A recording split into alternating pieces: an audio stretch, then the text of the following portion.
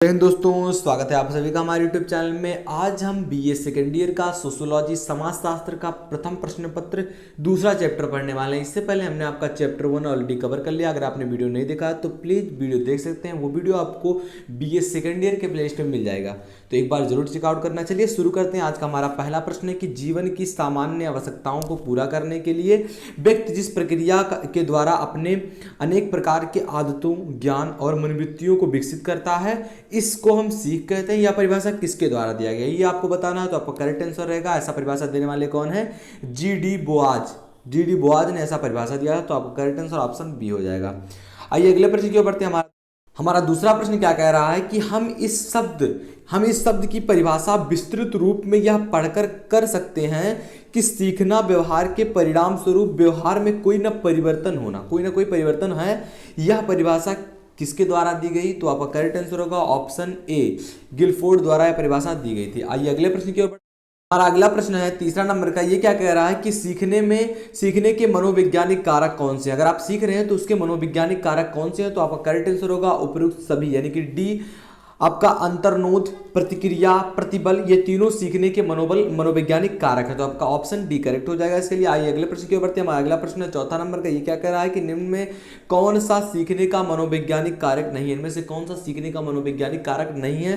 तो सामान्यीकरण जो है ये सीखने का मनोवैज्ञानिक कारण नहीं है, तो आपका ऑप्शन डी करेक्ट हो जाएगा इसके लिए। आइए अगले प्रश्न की ओर बढ़ते हैं।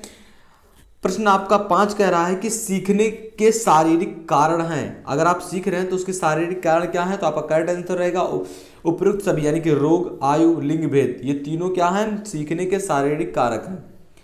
हमारा अगला प्रश्न क्या कह रहा है कि निम्न में से कौन सा सीखने का शारीरिक कारण नहीं है? इनमें से कौन सा कारण नहीं है? तो आपका प्रणोदन जो है ये सीखने का कारक नहीं है। आइए अगले प्रश्न की ओर बढ़ते हैं। 7वां नंबर का प्रश्न क्या कह रहा है कि सीखने के भौतिक कारक क्या हैं? सीखने के भौतिक कारक क्या है? उपयुक्त सभी, यानी कि आपका शुद्ध हवा होना चाहिए, प्रकाश और प्राकृतिक वातावरण, तभी आप अच्छे से सीख पाएंगे। इसके भौतिक कारक हैं। अगला प्रश्न हमारा है 8वां नंबर का।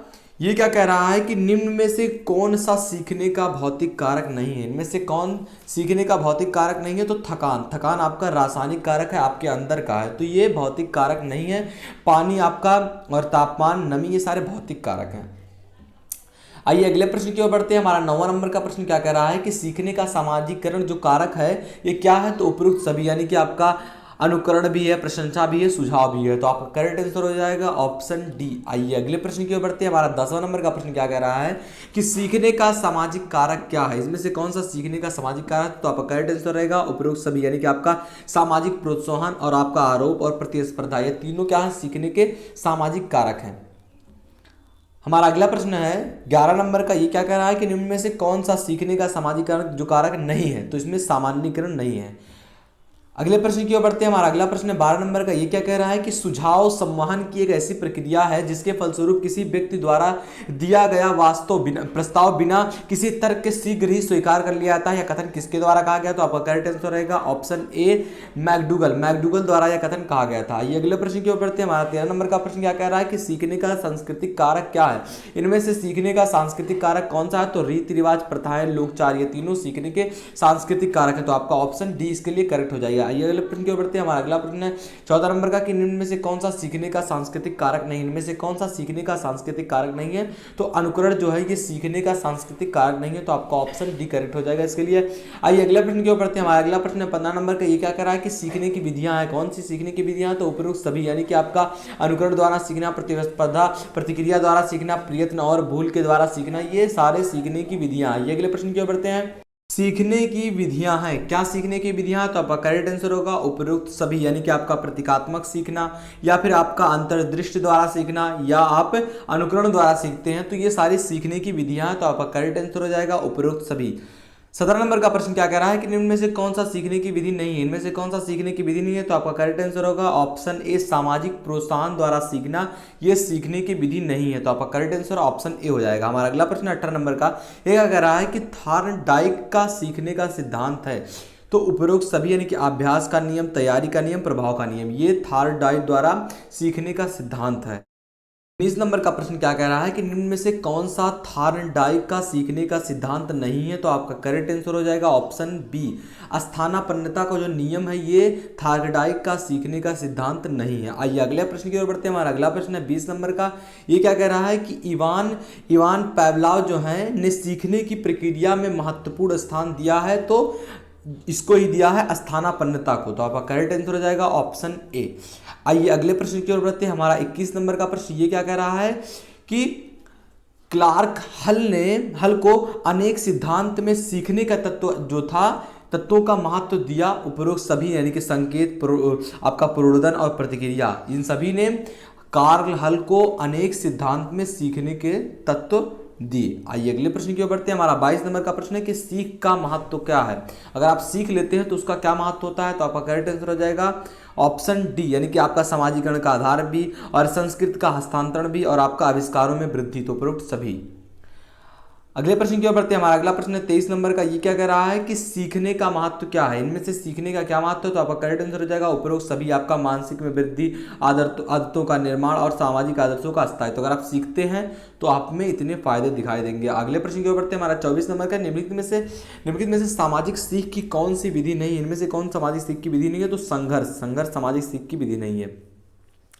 आइए अगले प्रश्न की ओर बढ़ते हैं। हमारा अगला प्रश्न है कि किसका कथन है? ऐसा कौन कहते हैं कि सामाजिक सीख कुशलताओं, यथार्थताओं और मूल्यों को अर्जित करने की ओर संकेत करता है, जो अन्य व्यक्तियों के संपर्क में रहकर अभ्यास के द्वारा प्रदान किए जाते हैं, प्राप्त किए जाते हैं। तो आपका करेक्ट आंसर हो जाएगा ऑप्शन सी, किम्बालियंग ने ऐसा कथन कहा था। आइए अगले प्रश्न की ओर बढ़ते हैं। प्रश्न कह रहा है कि निम्नलिखित को सुमेल करना है, आपको मिलाना है। तो आपका जो सव्य सिद्धांत है ये जाएगा आपका स्पेंसर पर, स्पेंसर ने दिया था।